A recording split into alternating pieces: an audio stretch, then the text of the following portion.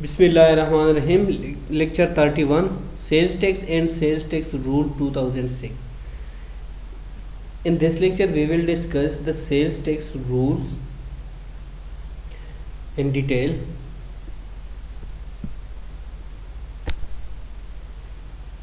So first of all we'll to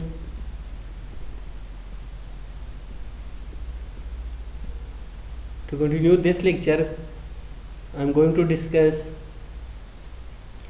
the previous lecture where we discussed the supply and zero rate, exempt supply and zero rated supply. So what is the difference between exempt supply and zero rated supply? Here is the clear picture. Point of distinction, exempt supply and zero rated supply. जैसे हमें पता है जो exempt supply होती है उस पर तो बिल्कुल टैक्स इंचार्ज नहीं होता, लेकिन जीरो रेटेड सप्लाई हमने बात की जिसमें 0% टैक्स इम्पोज होता है। लेकिन इन दोनों में डिफरेंस क्या है, तो इसकी जो 5 पॉइंट्स हैं मैं इसको डिस्कस करते हैं। First of all is taxability. Exempt supply is not taxable but the zero rated supply is taxable. And the second point is registration under sale tax। जो exempt supply होती है उनकी रजिस्ट्रेशन जो है नॉट रिक्वायर्ड, इनकी registration required नहीं होती, but जो जीरो रेटेड सप्लाई होती है इनकी रजिस्ट्रेशन रिक्वायर्ड होती है। Third one is credit of input tax. जो एग्जेम्प्ट सप्लाई है इसमें इनपुट टैक्स क्रेडिट जो है वो अलाउड नहीं है, नॉट अलाउड है। In zero rated supply the credit of input tax is allowed. Maintenance of records under sale tax act. Under sale tax maintenance of record in exempt supply is not required, but on the other hand maintenance of record under zero rated supply is compulsory. It is compulsory and zero rated supply where maintenance of records under sale tax act. The next one is filing of returns under sale tax act. Here is not required. In exempt supply the filing of return under sales act not required, but and zero rated supply the filing of return under the sale tax act is required. Example,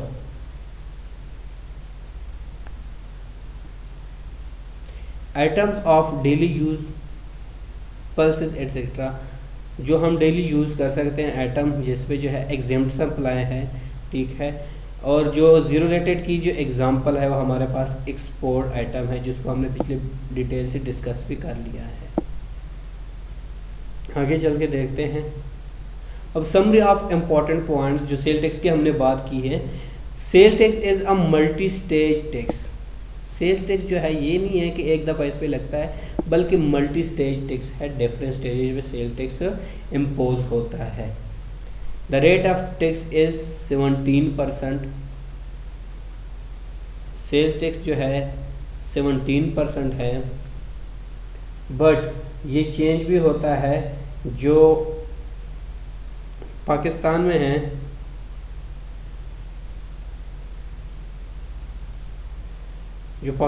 है इसके जो sales tax जो है ये increase होते हैं। अभी जो है 17% है।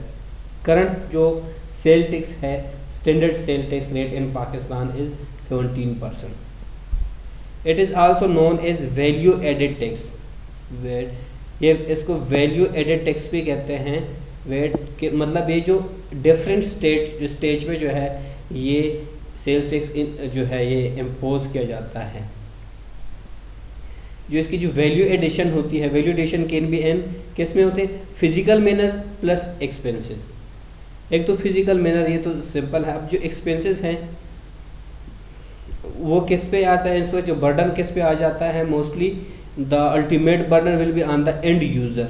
जो सेल्स टैक्स है मतलब जो कंज्यूमर होते हैं, कंजम्पशन करते हैं, उस पे जो बर्डन आता है सेल्स टैक्स का मोस्टली उन पे आ जाता है, क्योंकि बाकी जो है वो तो अपने मैन्युफैक्चरिंग और उसमें दे देते हैं, लेकिन एट द एंड जो है जो कंज्यूमर है उसको ज़्यादा टैक्स पे करना पड़ता है। अब हम बात करें जो मैन्युफैक्चरर है, ठीक है, इस पे कितना टैक्स इम्पोज होता है, नेट टैक्स की हम बात करते हैं। इनपुट टैक्स और आउटपुट टैक्स को तो हमने डिस्कस कर लिया है, ठीक है।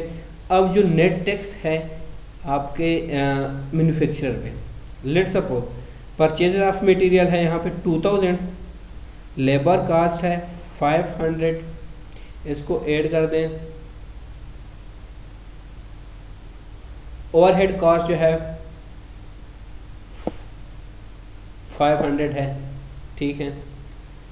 तो इसमें से ये लेस कर दें, इन दोनों को प्लस कर दें, इसमें 1000 हमारे पास आ जाता है। इन दोनों को प्लस करें 1000, फिर इन दोनों को भी प्लस करें 3000, हमारे पास टोटल कास्ट आ जाती है।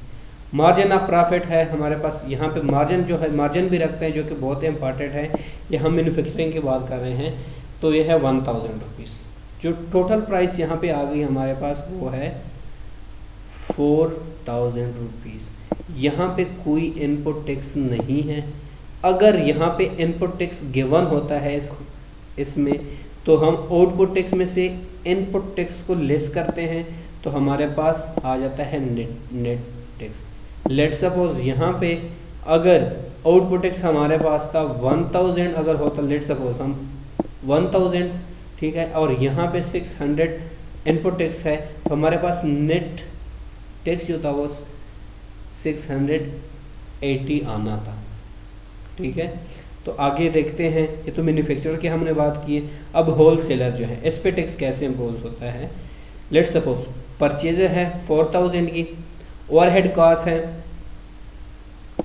हाईलाइट भी साथ सकता है, ओवरहेड कॉस्ट जो है वो 1000 है, तो इस कंडीशन में टोटल कॉस्ट जो आ गई है वो 5000 है। तो मार्जिन ऑफ प्रॉफिट यहाँ पे कितना है, गिवन है 2000, मार्जिन ऑफ प्रॉफिट है वो 2000 है, तो प्राइस टोटल कितनी हो जाएगी 7000। अब जो 7000 में जो है इनपुट टैक्स और आउटपुट टैक्स, इनपुट टैक्स जो है हमारे पास 680 है एंड आउटपुट टैक्स जो है 1190 है। अब जो नेट टैक्स है हमारे पास 11,009 में से 680 को लेस करेंगे तो ये अमाउंट हमारे पास आ जाती है नेट टैक्स अमाउंट है, ठीक है। नेट टैक्स अमाउंट जब भी हम कैलकुलेट करेंगे, अगर हमें आउटपुट टैक्स और इनपुट टैक्स गिवन हो तो फिर हम output tax less minus input tax, तो हमारे पास नेट टैक्स जो है ये आता है। नेक्स्ट, अब जो रिटेलर हैं, लेट्स सपोज परचेजेस जो है 7000, ओवरहेड कास्ट 1500, टोटल कास्ट है 8500, मार्जिन ऑफ प्रॉफिट यहाँ पे 1500 रखते हैं, ठीक है। तो प्राइस टोटल बन जाती है 10,000। अब यहाँ पे सेम इनपुट टैक्स भी गिवन है, आउटपुट टैक्स भी यहाँ पे गिवन कर दी है, तो इसमें से ये लेस करें सेम उसी तरह जैसे कि हमने पिछले में किया था, तो नेट टैक्स हमारे पास जो है 510 रुपया आ जाते हैं। उसके बाद कस्टमर 10,000, रिटेलर को आगे कंटिन्यू करते हैं, ये तो 10,000 पे करता है, सेल्स टैक्स कितना पे करता है 17, टोटल प्राइस पेड जो कस्टमर पे करता है 11,700। जो पहले हमने बात की, जो कस्टमर जो बर्डन आता है वो कस्टमर पे आता है, तो इसमें तो आउटपुट टैक्स कोई है ही नहीं, इंक्लूड ही नहीं होता यहाँ पे। तो इनपुट टैक्स हमारे पास क्या है 1700, तो नेट टैक्स भी यहाँ पे 17, जो कस्टमर को है, जो फुल बर्डन आता है तो वो कस्टमर पे ही आता है, तो कस्टमर जो है फुल टैक्स को पे करते हैं। अब सेल्स टैक्स रूल्स 2006, ये जो हम नया चैप्टर है, scope of presentation. In this lecture we will discuss registration, compulsory registration and deregistration, credit and debit note and destruction of goods, appointment of input tax, the sale tax special procedure, withholding rules, filing of return rules and returns, summary of purchases and sales. इसके बारे में हम बात करेंगे। Requirement of registration, Requirement of registration. Following person engage in making of taxable supplies in Pakistan, including zero rated supplies, in the course of furtherance of any taxable activity carried on by them are required to be registered. जो zero rated supply हैं वो भी, या इसके अलावा जो making supplies जो है, ठीक है, वो बना रहे हैं टैक्सेबल सप्लाई, ठीक है। तो सबसे पहले हम मैन्युफैक्चरिंग की बात करते हैं। Whose annual turnover from taxable supply made in any tax period during the last 12 months exceed 5 million rupees. अगर मैन्युफैक्चर की जो है रजिस्ट्रेशन ये है फर्स्ट कंडीशन कि इसकी जो है 5 million से टैक्स पीरियड में जो है 5 million से इसकी इनकम जो है वो इंक्रीज होनी चाहिए। Taxable supply. Definition of cottage industry section 250 turnover less than ₹5 million or annual utility based electricity gas and telephone less than 600,000। ये तो हमने इसके बाद की कॉटेज इंडस्ट्री की। इसके अलावा serial number of table 2 of the 6 schedule to the exempt supply made by cottage industry. ये जो सेक्शन सीरियल नंबर 3 है। इसके बाद यहाँ पे जो इम्पॉर्टेंट चीज़ है जो मैन्युफैक्चरिंग की कंडीशन ये है कि इसकी जो 5 million रुपीज़ से एक्सीड कर जाए तो फिर इसके लिए है कंडीशन है। रिटेलर के लिए है whose value of supplies in any period during the last 12 month exceed 5 million रुपये, जिसकी वैल्यू की सप्लाई की वैल्यू जो है इसकी भी सेम है 5 million रुपीज़ से अगर एक्सीड कर जाए तो फिर वो रजिस्टर्ड हो सकते हैं। और इन importer the federal board of revenue ABR clarified through letter dated January 11 to date following categories of importers are not required to be registered provided they are not engage in any other taxable activity related to taxable supply to other services. कौन कौन सी हैं जिस पे tax ABR ने कहा कि tax इस पे जो है इम्पोज नहीं किया गया? एजुकेशनल इंस्टीट्यूशंस,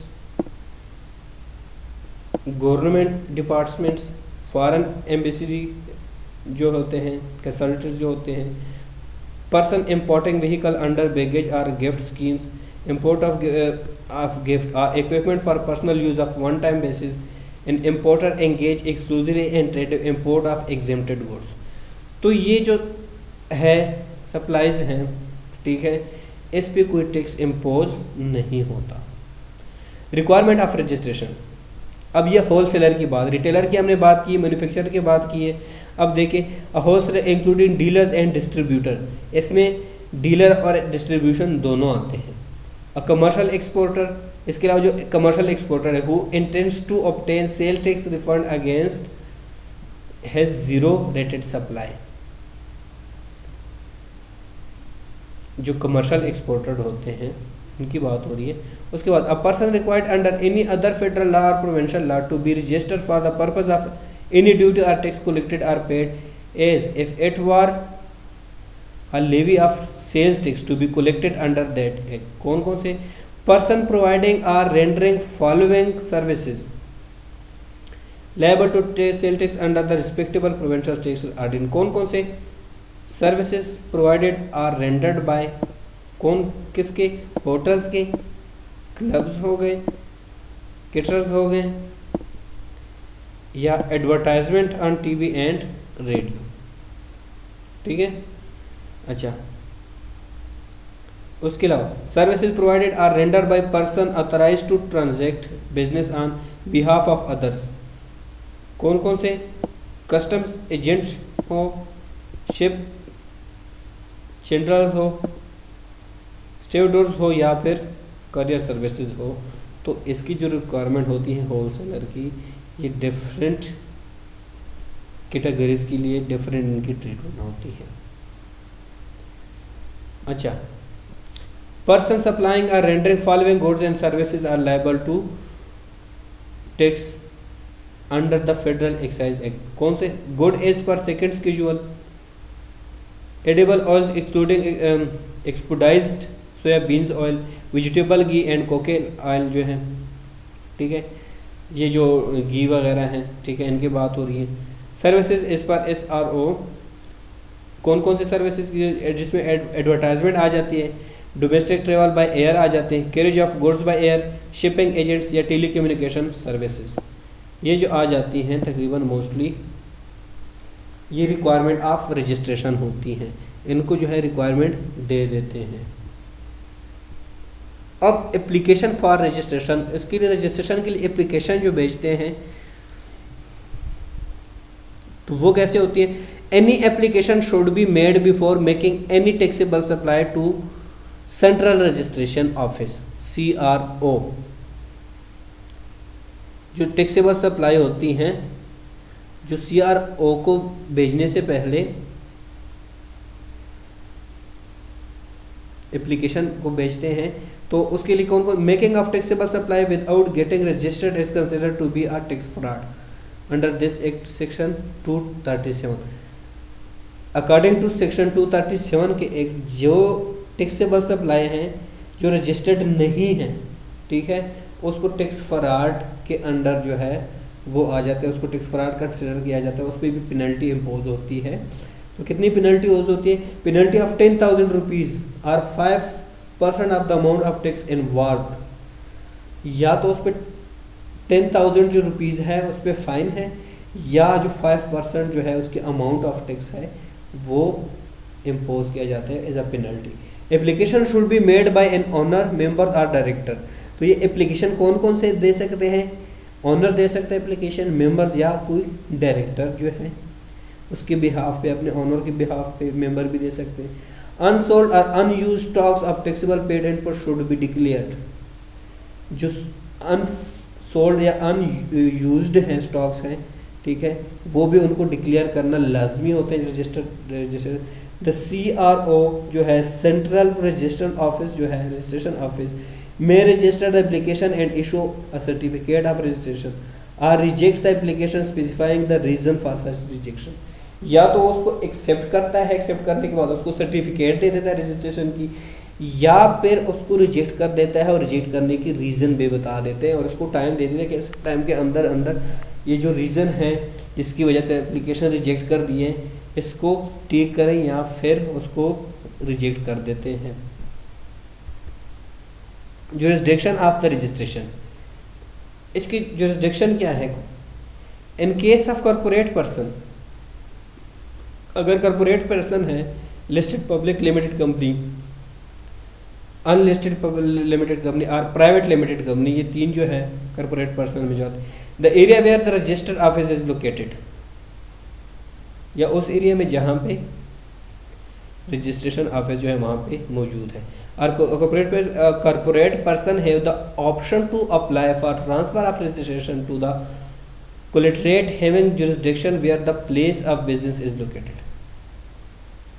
तो कॉर्पोरेट पर्सन जो है उसके पास भी ऑप्शन होता है, ठीक है, तो इसको वन बाय वन में देखें। In case of person not incorporated the area of registration is the area where the manufacturing unit is located, या फिर otherwise where business is actually carried on and, या फिर जो कंपल्सरी रजिस्ट्रेशन होती है वो कौन कौन सी होती है इसमें? An authorised officer if satisfies that any person is required to be registered under the act may compulsory registered। Any person, कोई भी पर्सन हो, जैसे any opportunity of being hear would be provided before compulsory registration.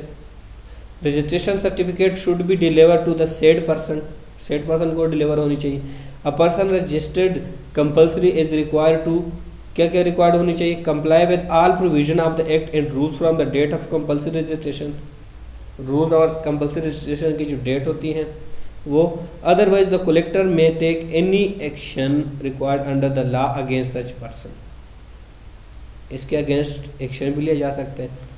Next, if subsequently establish that such person was not liable to be registered the CRO shall cancel his registration, कि जो उसके बाद भी देखा जाता है जो उसकी लायबल ना हो तो उसकी रजिस्ट्रेशन कैंसिल भी हो सकती है। In case of cancellation of registration such person shall not be liable to pay any tax default और चार्ज और पेनल्टी। जब उसको जो है रजिस्ट्रेशन ख़त्म करते हैं तो फिर उसके पे पेनल्टी जो है इम्पोज उस टैक्स ईयर में नहीं करते।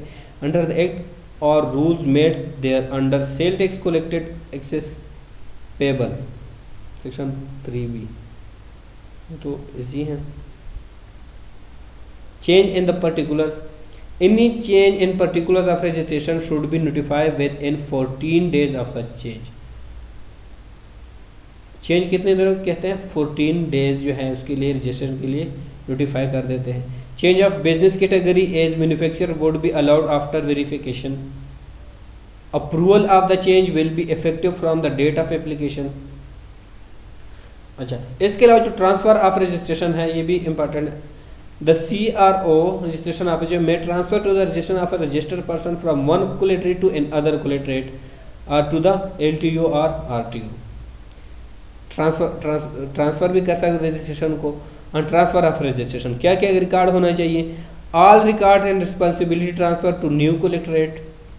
Sales tax return for the tax in which the registration is transfer shall be filed in the collectorate from where the registration is transfer. जो कलेक्टरेट होता है, ठीक है, वो और जिसको ट्रांसफ़र करता है वो दोनों के जो है साइन वहाँ पे मौजूद होने चाहिए। A registration person intends to shift his business activity में आल्सो अप्लाई। जो अपनी बिजनेस एक्टिविटी को चेंज करना चाहते हैं वो भी यहाँ पे अप्लाई कर सकते हैं। ओके।